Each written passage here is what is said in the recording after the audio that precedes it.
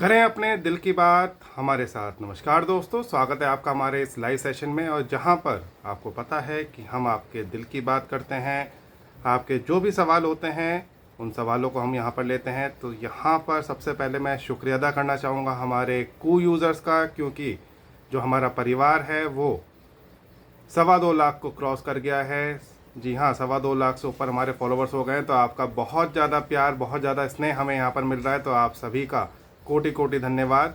इसके अलावा मौज परिवार का भी मैं यहाँ पर धन्यवाद करना चाहूँगा, क्योंकि आपका भी असीम प्रेम हमें मिल रहा है। तमाम एक सवाल हमारे पास आ रहे हैं, यहाँ पर हम लोग कोशिश कर रहे हैं कि आपके सभी सवालों के जवाब हम दे पाएँ।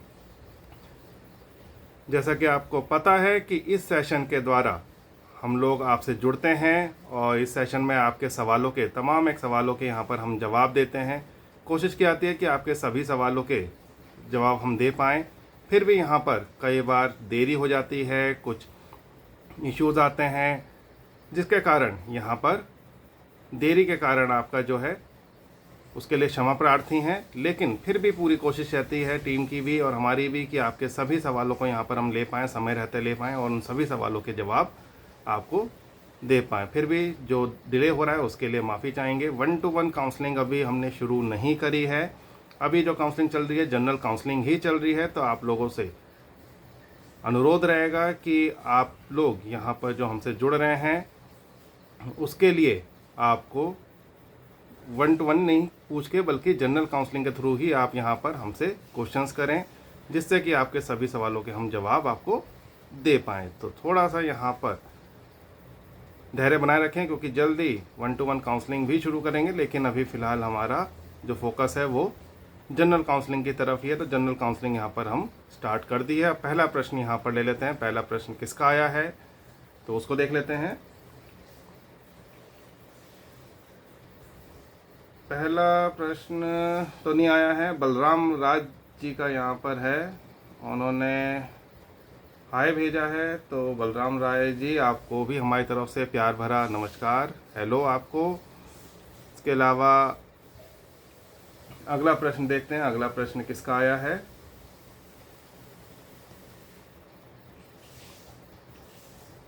प्रमोद ठाकुर जी का यहाँ पर हमारे पास प्रश्न आया है, और इन्होंने प्रश्न पूछा है कि सर, मैं छोटा सा घर बनाना चाहता हूँ, घर की बहुत प्रॉब्लम है सर, कैसे बनाएं, कैसे करूं। और ये मुबारक जी ने हमसे पूछा है। तो मुबारक जी यहाँ पर आपको बताना चाहेंगे, बहुत अच्छी बात है कि आप यहाँ पर अपने घर का सपना देख रहे हैं और आप चाहते हैं कि आपका घर का सपना पूरा हो जाए। तो उसके लिए हमारी तरफ से भी आपको शुभकामनाएं। लेकिन आपने जैसे बताया कि आपको कुछ दिक्कतें हैं, प्रॉब्लम हैं, जिसके कारण आप यहाँ पर जो घर का सपना है आपका पूरा करना चाह रहे हैं, उसमें थोड़ा सा कुछ इश्यूज़ आ रहे हैं। तो उसके लिए देखिए, आपको कहना चाहेंगे कि अगर ऐसा कुछ बात है, ऐसी कोई दिक्कत है, तो उसके लिए भारत सरकार ने भी अपनी स्कीम्स चला रखी हैं। राज्य सरकारों की भी स्कीम होती हैं जिसमें सस्ते और अफोर्डेबल होम्स यहाँ पर या घर प्रोवाइड कराए जाते हैं।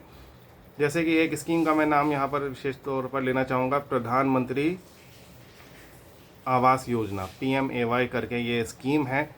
इसके तहत भी आप यहाँ पर अपने घर का सपना पूरा कर सकते हैं। आपका जो भी बजट है, आप पहले उसमें देख लीजिए कि आप किस कैटेगरी में आते हैं। इसमें बहुत सारे लेवल्स होते हैं एक्चुअली।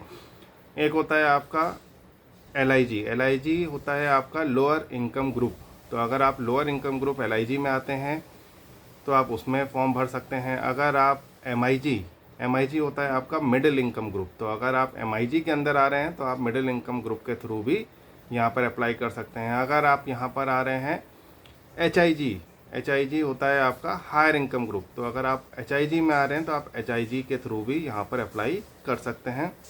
इसमें जो भी आप घर बनवाते हैं उसमें सब्सिडी गवर्नमेंट की तरफ से दी जाती है।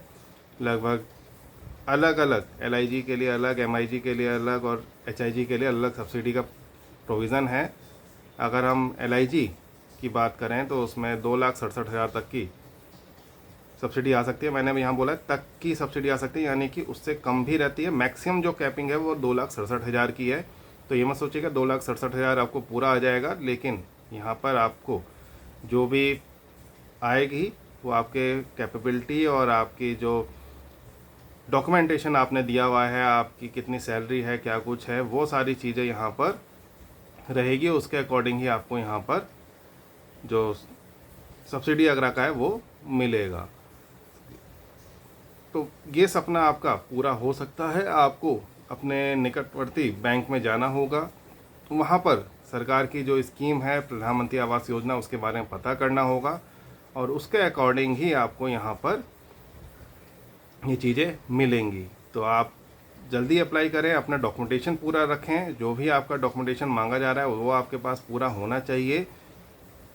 पेपर्स लगाइए, अगर आप ITR अगर फाइल करते हैं तो वो भी आपको यहाँ पर देने होंगे, सबमिट करने होंगे, तभी आप आगे बढ़ पाएंगे। तो इन चीज़ों को जरूर आप ध्यान रखिए, अपना डॉक्यूमेंटेशन पूरा करके अप्लाई करिए, निश्चित तौर पे आपका घर का सपना पूरा होगा। मेरी शुभकामनाएं आपके साथ हैं।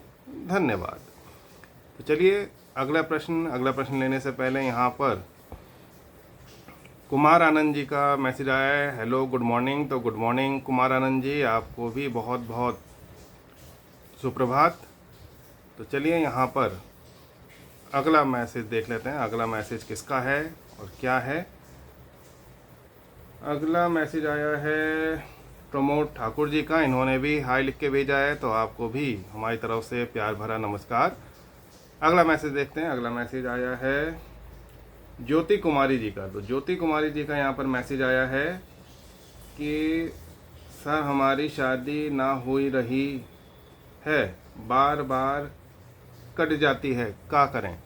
तो ज्योति कुमारी जी, अगर आपको इस तरह की दिक्कतें आ रही हैं कि आप शादी करना चाहती हैं और आपकी शादी यहाँ पर नहीं हो पा रही है, किसी भी रीज़न से, किसी भी वजह से आप यहाँ पर जो बात बनती है, रिश्ता होता है और यहाँ पर आपकी बातों से लगता है कि वो टूट जाती है आपकी शादी, तो उसके लिए बहुत पीड़ादायक समय होता होगा आपके लिए, मान सकते हैं। लेकिन यहाँ पर थोड़ा सा आपको धैर्य बना के रखना होगा। सबसे पहले तो मैं आपको कहूँगा कि आप ये जानने का प्रयास करें कि आखिर ऐसा क्या हो रहा है, क्या रीज़न है, क्या प्रॉब्लम है जिसकी वजह से आपको यहाँ पर जो शादी है वो आपकी टूट जाती है।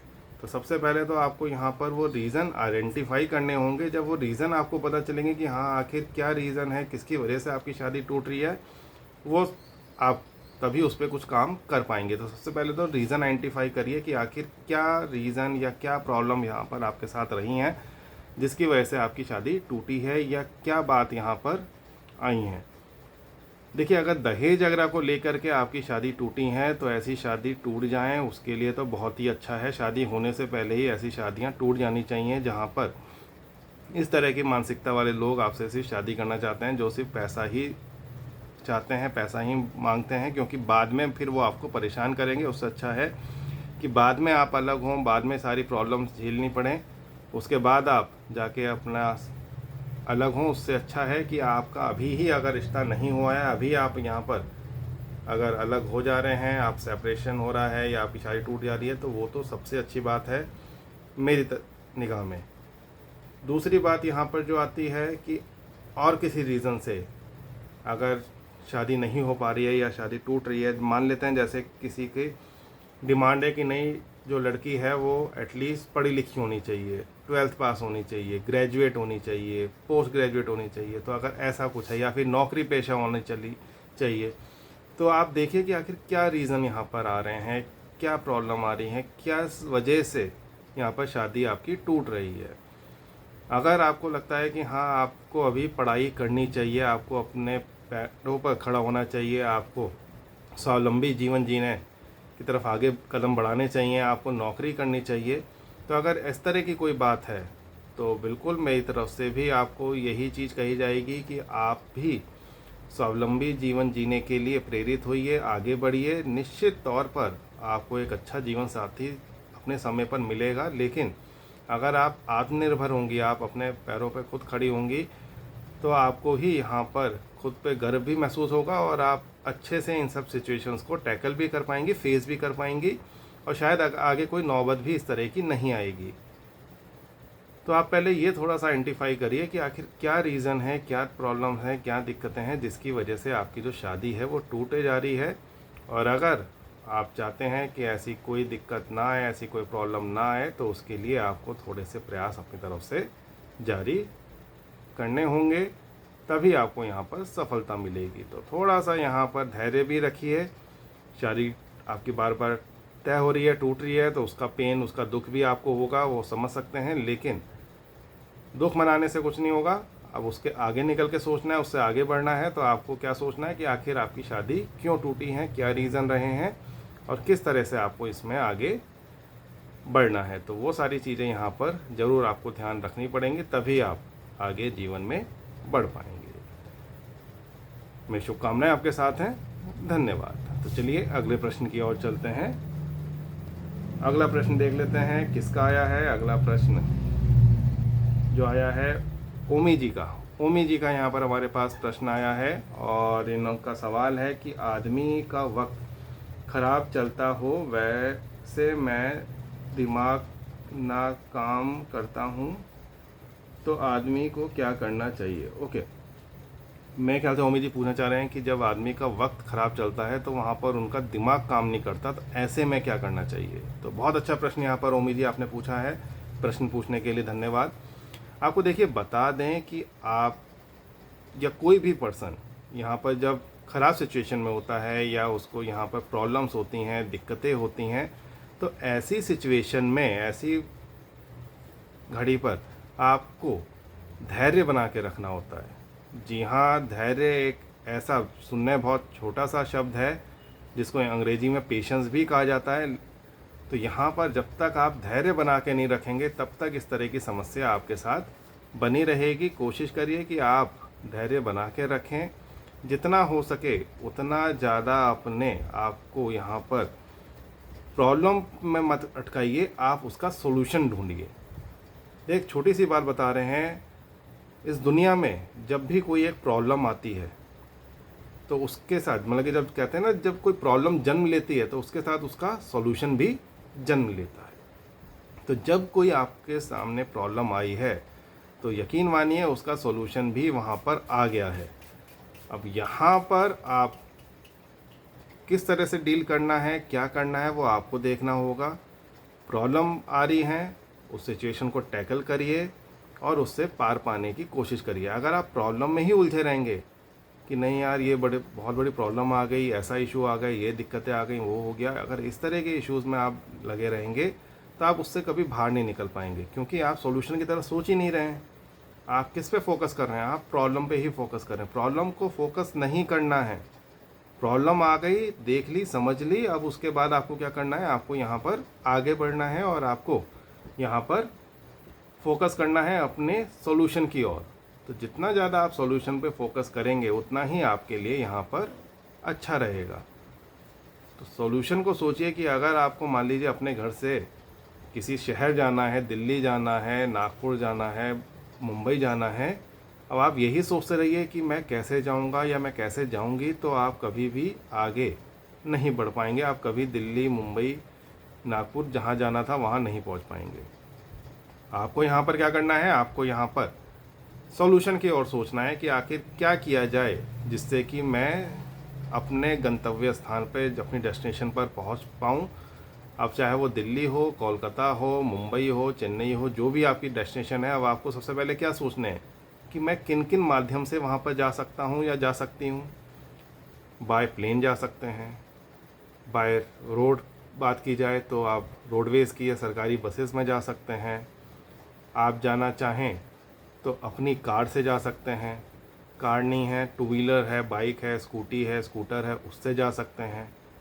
साइकिल है, साइकिल से जा सकते हैं। और कुछ नहीं, पैदल चलना शुरू करेंगे तो उस वैसे भी पहुंच जाएंगे। तो यहाँ आप क्या सोच रहे हैं, अब आप यहाँ पर सॉल्यूशन की तरफ सोच रहे हैं। तो आपको सिर्फ ये देखना है कि मुझे पहुँचना है अपने घर से दिल्ली या मुंबई, तो मुझे कितनी दूरी तय करनी है, किस माध्यम से मुझे यहाँ पर ट्रैवल करना है, एक लोकेशन से दूसरी लोकेशन जाना है तो कौन सा ट्रांसपोर्टेशन मीडियम मुझे चुनना है, और कितने दिन के अंदर या कितने समय के अंदर मुझे अपना सफ़र पूरा कर लेना है। तो ये क्या है, ये अब सॉल्यूशंस हैं। तो जब आप सॉल्यूशन पे फोकस करेंगे तो आप सिर्फ ये देखेंगे कि आपको जाना किससे है। अब आपके लिए ये प्रॉब्लम नहीं है कि आपको दिल्ली जाना है या मुंबई जाना है। आपके लिए अब ये है सॉल्यूशन में कि आपके पास इतने सारे सॉल्यूशन हैं कि आपके पास घोड़ा गाड़ी भी है, आपके पास कार है, स्कूटर है, बाइक है, साइकिल है, और पब्लिक ट्रांसपोर्ट की बात करें तो सरकारी बसेस हैं, आपके ट्रेन हैं, आपका एरोप्लेन है, तो तमाम एक माध्यम अब आपको मिल गए। आपको अपने सॉल्यूशन अब दिखाई दे रहे हैं, आपको सही सॉल्यूशन अब पिक करना है।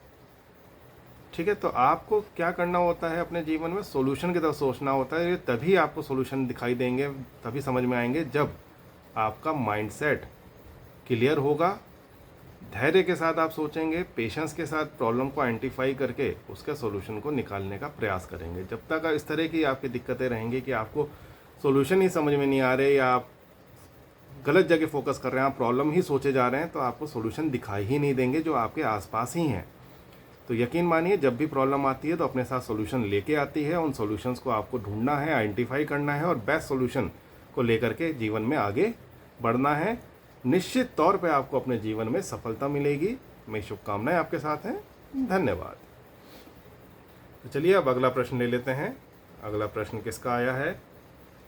तो ये प्रश्न आया है नीरज कुमार जी का। नीरज कुमार जी का प्रश्न है और इन्होंने कहा है, सिंगर बना है कोई, मुझे सपोर्ट नहीं करता है, बनना है। आई ओके, तो नीरज कुमार जी का यहाँ पर जो प्रश्न है वो ये है कि उनको सिंगर बनना चाहते हैं ये, और इनको कोई सपोर्ट नहीं कर रहा है।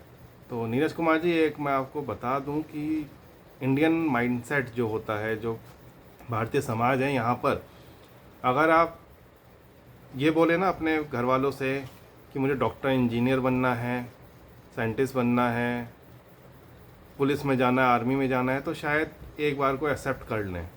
अब आप उनसे बोलिए कि मुझे सिंगर बनना है, डांसर बनना है, क्रिकेटर बनना है, मुझे कोरियोग्राफी में जाना है, एक्टिंग करनी है, मुझे यूट्यूबर बनना है, ब्लॉगर बनना है, ये चीज़ें मानी ही नहीं जाती। ऐसा माना ही नहीं जाता कि कोई पर्सन इन्फ्लुएंसर बन सकता है, या ये सारी भी जॉब्स होती हैं। अभी भी जो इंडियन सोसाइटी है वो उसी टिपिकल माइंडसेट के साथ जी रही है कि यहाँ पर इस तरह की जॉब्स तो पॉसिबल ही नहीं है, इन जॉब्स का कुछ नहीं हो सकता।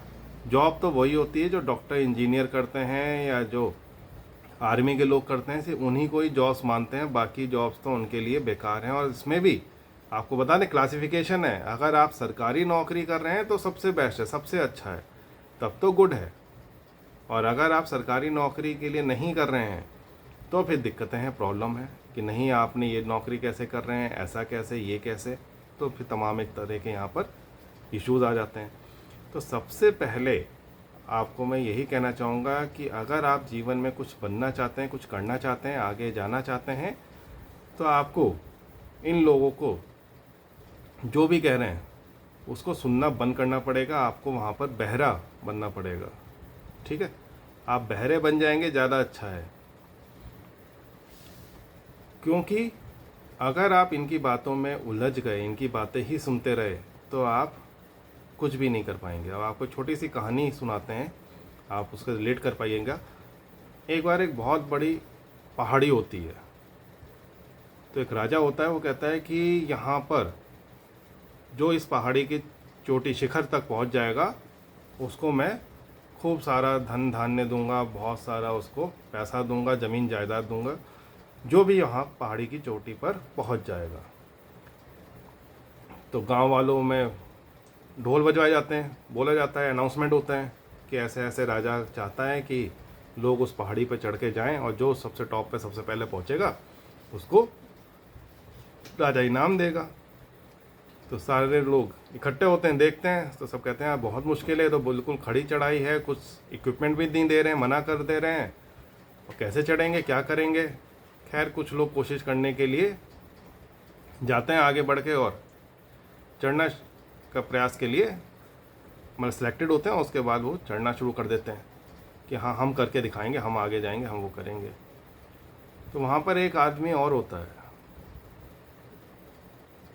जब लास्ट में लोग चढ़ने जा रहे होते हैं तो वो भी वहाँ पर चढ़ना शुरू कर देता है उनके साथ। थोड़ी ऊपर जाने के बाद लोग अपने जो प्रियजन होते हैं उनको बुलाना शुरू कर देते हैं, अरे रमेश नीचे आ जाओ, अरे सुरेश नीचे आ जाओ। क्यों? उनको लगता है कि गिर गए तो चोट लगेगी, हानि होगी, मौत भी हो सकती है। तो ऐसा तमाम एक लोग उनको कह कहकर बुला लेते हैं कि नहीं आ जाओ आ जाओ, थोड़ा सा ऊपर चढ़े तो उनको नहीं बुला लो। माएँ हैं तो रोना धोना शुरू कर दिया कि नहीं हमारे बिटवा का क्या होगा, ये होगा वो होगा, बुला लिया सबको। सिर्फ एक आदमी होता है वो ऊपर चढ़े जा रहा होता है और सभी लोग चिल्ला रहे होते हैं अरे पागल है क्या, मर जाएगा, गिर जाएगा, ये होगा, और वो चढ़ता रहता है चढ़ता रहता है चढ़ता रहता है और कुछ समय पश्चात वो पहाड़ी के शिखर पर होता है। जानते हैं ऐसा क्यों हुआ? क्योंकि वो इंसान बहरा था, उसको सुनाई ही नहीं दे रहा था कि लोग उसको रोक रहे थे, लोग उसको मना कर रहे थे कि मत जाओ ऊपर तक, गिर जाओगे, हड्डी टूट जाएंगी, कोई तुम्हारी केयर नहीं करेगा, कुछ नहीं होगा। सब लोग उसको रोकने के लिए लगे हुए थे, लेकिन वो इंसान नहीं रुका, चलता चला गया, क्योंकि वो बहरा था। आपको भी यही होना है। अगर आप जीवन में आगे बढ़ना चाहते हैं, अपने लक्ष्य को प्राप्त करना चाहते हैं, कुछ बनना चाहते हैं, तो लोगों को कहने दीजिए, जो कहते हैं कहने दीजिए। आपको उसको लेकर के परेशान नहीं होना है, चिंतित नहीं होना है। आपको क्या करना है, आपको अपने काम से काम रखना है, अपने मतलब से मतलब रखना है और आपको आगे बढ़ते जाना है। जितना आप इन लोगों के बारे में सोचते रहेंगे उतना ही आप परेशानी में फंसते जाएंगे और आप प्रॉब्लम सेंट्रिक बन जाएंगे बजाय सॉल्यूशन सेंट्रिक होने के। यानी कि आप सॉल्यूशन पे फोकस नहीं करेंगे, आप यहाँ पर प्रॉब्लम पे ही फोकस करते रहेंगे। तो जो भी कोई आपको आपके लक्ष्य से दूर भगाए या दूर भगाने की कोशिश करे, आपको रोके, ऐसे लोगों से तो जितना आप दूरी बना लें उतना आपके लिए अच्छा है। और इन लोगों के लिए तो आपको बहरे बन जाना चाहिए, तभी आप अपने जीवन में कुछ कर पाएंगे।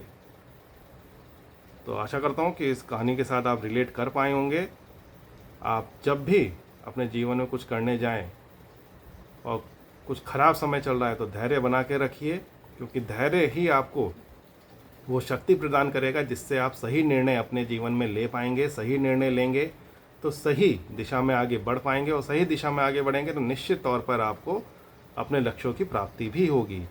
जो भी प्रॉब्लम आपके सामने है उनको आप अच्छे से फोकस कर पाएंगे और उनको अच्छे से सॉल्यूशन भी उसका देख करके आप आगे उसका चयन कर पाएंगे। ये तभी पॉसिबल है जब आपके पास एक धैर्य हो और उसके अकॉर्डिंगली आप यहाँ पर डिसीजन ले सकें।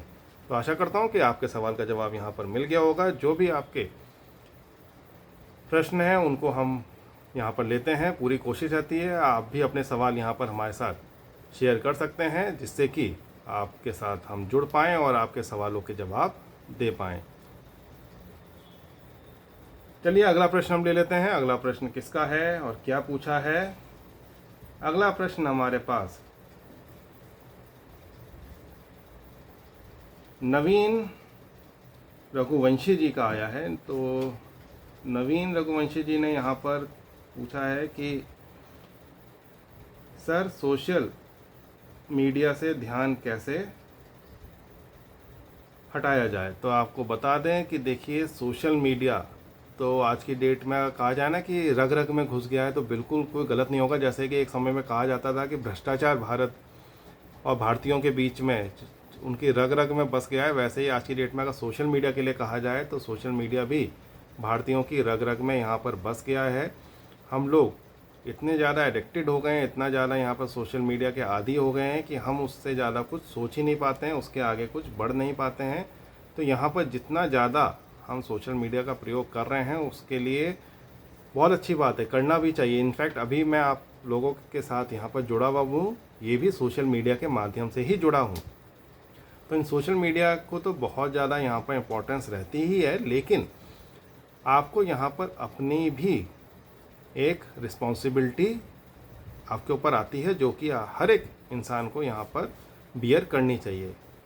सिर्फ सोशल मीडिया इसलिए नहीं है कि आपको कहने सुनने की अभिव्यक्ति मिल गई, आपको आज़ादी मिल गई। आपको कहने सुनने की कोई आज़ादी मिल रही है, लेकिन उसके साथ आपके ऊपर एक रिस्पॉन्सिबिलिटी भी आ रही है। आपको उस रिस्पॉन्सिबिलिटी को भी समझना होगा, तभी आप यहाँ पर जीवन में आगे बढ़ पाएंगे। आप ये मत सोचिए कि आपको सिर्फ एक सोशल मीडिया एक ऐसा माध्यम मिला है, ऐसा एक सशक्त माध्यम है जहाँ पर आप कुछ भी कह दें, कुछ भी बक दें, वो सब कुछ सही है, ऐसा नहीं है।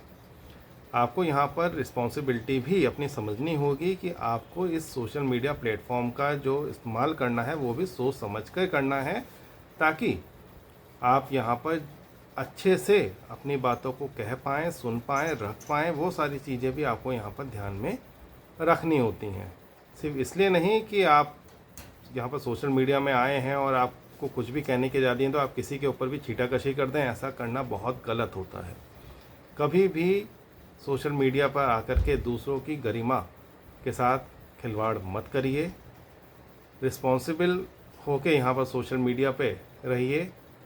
दूसरी बात, जैसे लत वाली चीज़ है, तो देखिए बड़े बुजुर्ग कह गए हैं, शायद आपने भी सुना होगा कि अति हर चीज़ की बुरी होती है।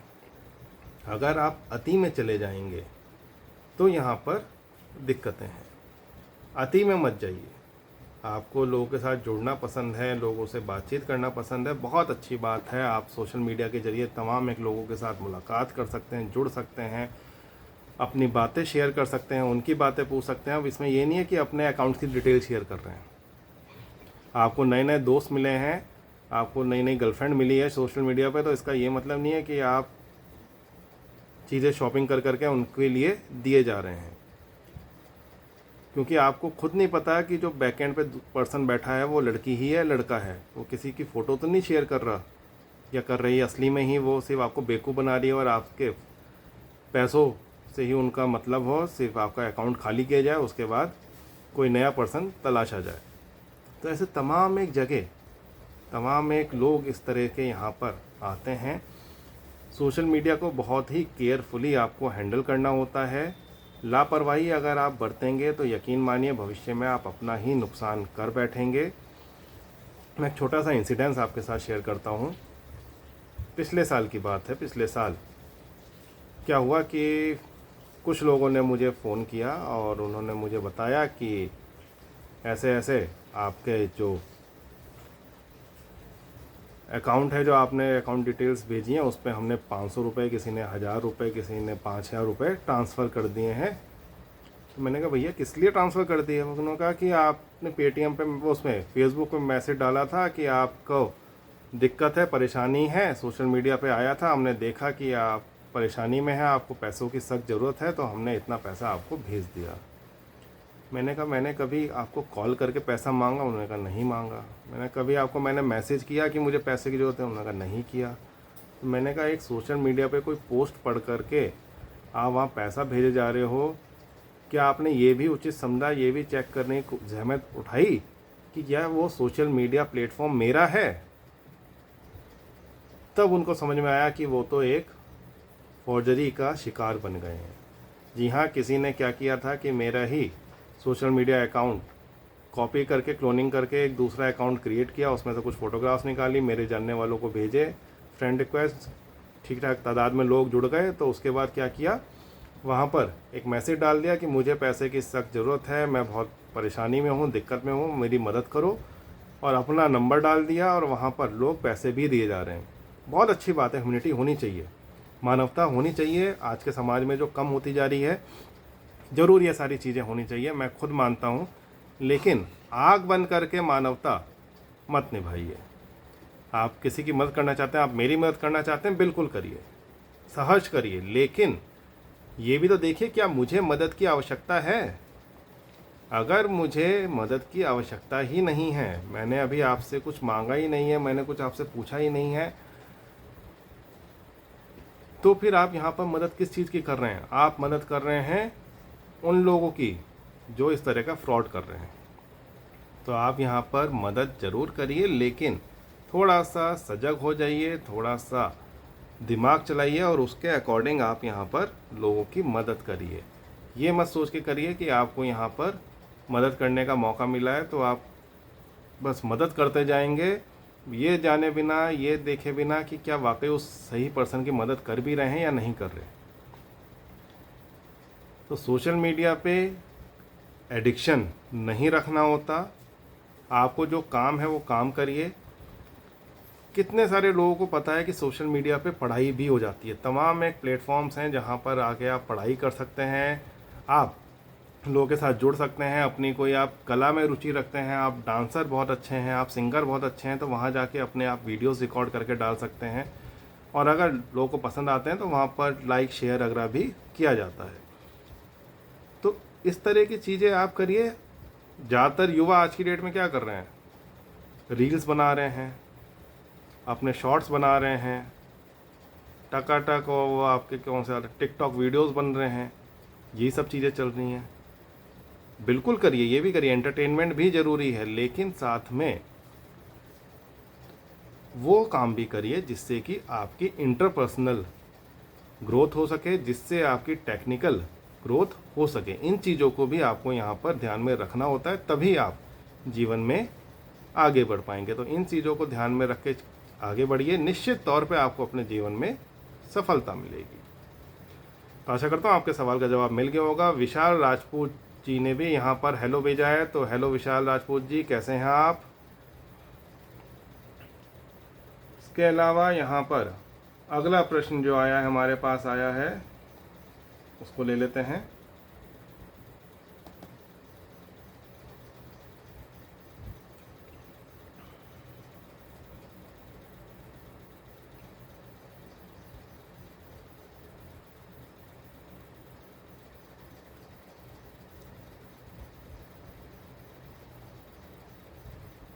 ओपन होने में थोड़ा सा टाइम लग रहा है, क्षमा चाहेंगे।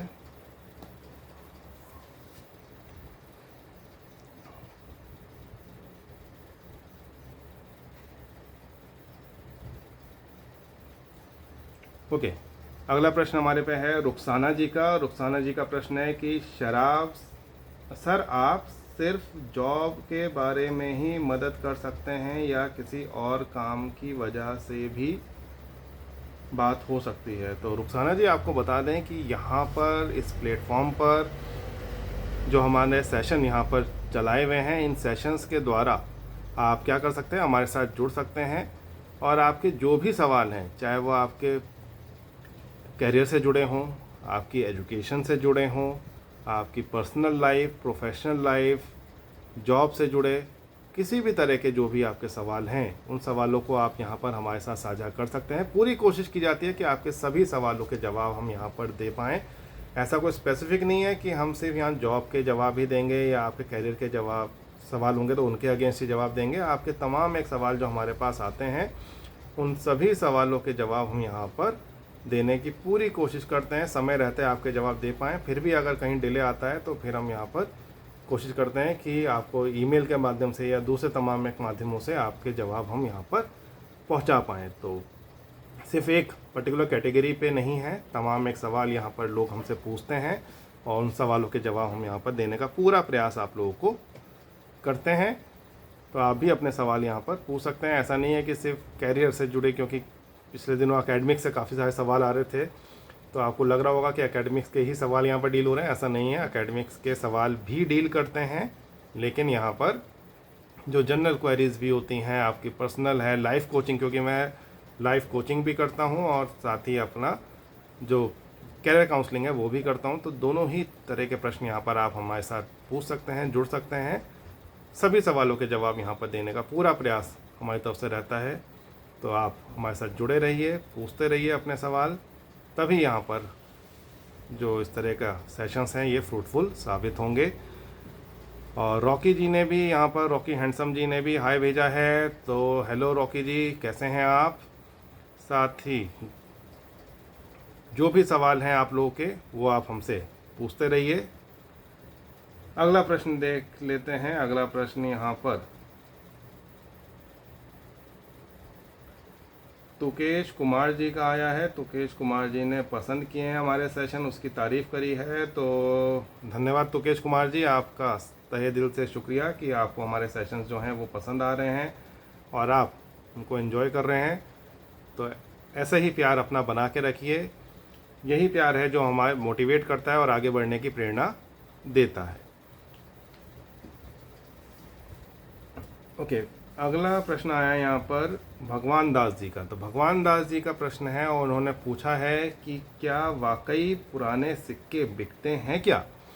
तो भगवान दास जी आपको बताना चाहेंगे, बिल्कुल पुराने सिक्के यहाँ पर बेचे और ख़रीदे जाते हैं, लेकिन सही प्लेटफॉर्म का चयन करना बहुत ज़रूरी है। क्योंकि अगर आप सही प्लेटफॉर्म का चयन नहीं करेंगे तो फिर आप परेशानी में भी फंस सकते हैं, आपके साथ कोई फॉर्जरी भी यहाँ पर हो सकती है। तो कोशिश करें कि आप यहाँ पर जो भी ख़रीद फ़रोख्त करना चाहते हैं तो उसको बहुत देखभाल के समझ करके करें, अन्यथा कोई आपको यहाँ पर बेवकूफ़ भी बना सकता है। कई बार कोई बहुत बड़े बड़े आपने ऑर्डर्स देखे होंगे, आपने देखा होगा कि अगर आपके पास ये वाला नोट है तो 5 लाख रुपए का बिक रहा है, ये वाला है तो ये सिक्का आपको लखपति बना सकता है, इतने लाख का सिक्का जा रहा है। तो देखिए, हर एक नोट, हर एक सिक्का इतना ज़्यादा महत्वपूर्ण, इतना ज़्यादा इम्पोर्टेंट नहीं होता है। कलेक्टर्स जो होते हैं वो ऐसे नोटों और ऐसे सिक्कों की तलाश में रहते हैं, लेकिन आप ये मान के चलिए उनको चाहिए होता है यूनिक स्टफ़। अगर आपके पास कोई ऐसा यूनिक स्टफ़ है, कोई ऐसा सिक्का है जो वाकई बेशकीमती कैटेगरी में आता है, जिसको लोग पसंद करते हैं या उस तरह की चीज़ों को ख़रीदना चाहते हैं, तब तो वो सिक्का आपका महंगा बिकेगा, बिल्कुल महंगा बिकेगा। आप जितने पैसे मांगेंगे उतने पैसों में आप उस सिक्के को बेच सकते हैं या उस रुपए को आप बेच सकते हैं। कई सारे पोर्टल्स भी हैं। कई जगह पर ये भी शिकायतें मिली हैं कि लोगों ने फेक प्रोफाइल बना के वहाँ पर या अपने जो वेबसाइट्स अगर हैं बनाकर या एप्लीकेशंस बनाकर इस तरह की फॉर्जरी करी, लोगों को बेवकूफ़ बनाया गया और उनसे पैसा कमाया गया। तो आपको वो जो आइडेंटिफाई करना होगा जिस प्लेटफॉर्म पर आप अपना जो भी यूनिक सिक्के बेचने जा रहे हैं या पुराने नोट बेचने जा रहे हैं, क्या वो सही प्रोफाइल हैं, सही प्लेटफॉर्म्स हैं, उसके बारे में जानकारी मालूमात करिए और उसके बाद ही वहाँ पर आगे बढ़िए, अन्यथा आप खुद को किसी फाइनेंशियल फ्रॉड का शिकार भी बना सकते हैं। तो थोड़ा सा आपको यहाँ पर ध्यान रखना होगा, अन्यथा आप परेशानी में फंस जाएंगे, दिक्कतें होंगी। तो ऐसी दिक्कतों से बचने के लिए क्या करना है, आपको सबसे पहले सजग रहना है, देखना है, सुनना है, समझना है क्या वाकई इस तरह के प्लेटफॉर्म्स आपको जो बताए जा रहे हैं ये सही हैं नहीं हैं, और उसके बाद फिर जाके आपको यहाँ पर काम करना होगा। अगर आप बिना सोचे समझे, बिना ये जाने कि सही प्लेटफॉर्म पे आप डील करने जा रहे हैं नहीं जा रहे हैं, और आप कहीं पर भी अगर घुस गए, तो यकीन मानिए आगे चलकर आपको दिक्कतों का सामना करना पड़ेगा। तो ऐसी दिक्कतों से बचने के लिए, ऐसी प्रॉब्लम से बचने के लिए कोशिश करें, थोड़ा सजग होकर इन प्लेटफॉर्म्स पर जाएं, तभी आपको एक अच्छी डील मिल पाएगी। जहाँ तक प्रश्न रहा कि आपके क्या पुराने सिक्के वाकई बेचे और ख़रीदे जाते हैं, तो बिल्कुल ये खरीद फरोख्त उनकी होती है, लेकिन सही प्लेटफॉर्म पर आपको इनको डील करना चाहिए। तो आशा है कि आपके सवाल का जवाब यहाँ पर मिल गया होगा। अगला प्रश्न जो आया है ये कोई गेस्ट यूज़र्स का है, और गेस्ट यूज़र ने यहाँ पर, देखिए मैं आपको बता दूँ, यहाँ पर जो आप प्रश्न पूछते हैं मेरी भी थोड़ी सी लिमिटेशन है। लिमिटेशन ये है कि मुझसे आप जो प्रश्न पूछते हैं वो आप हिंदी में पूछिए या फिर आप अंग्रेजी में पूछिए। इसके अलावा कोई तीसरी भाषा में आप मुझसे पूछेंगे, यहाँ मुझे पता नहीं है अरबी लिखी है या उर्दू है या क्या चीज़ है, मुझे समझ में नहीं आ रही।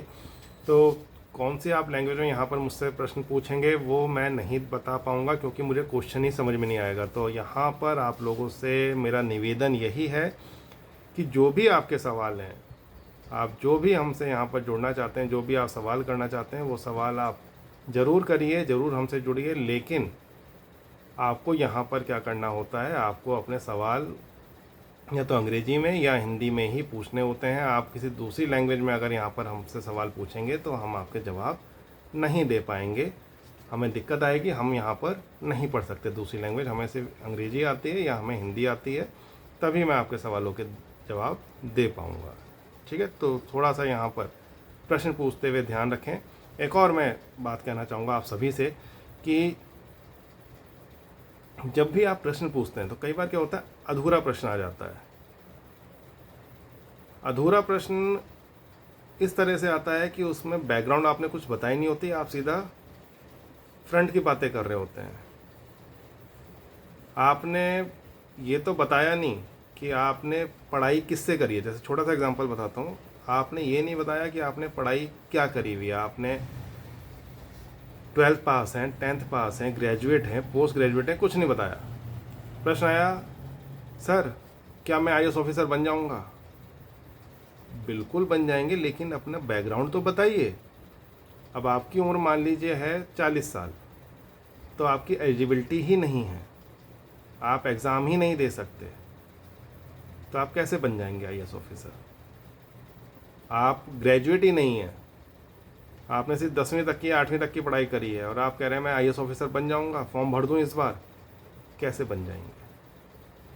तो थोड़ा सा अपने जब प्रश्न पूछते हैं तो कोशिश करें कि पूरा पूछें, प्रॉपर पूछें, तभी जितने भी एक्सपर्ट होते हैं वो सही जवाब तभी दे पाएंगे जब उनको पूरा क्वेश्चन आप वहाँ पर पूछेंगे।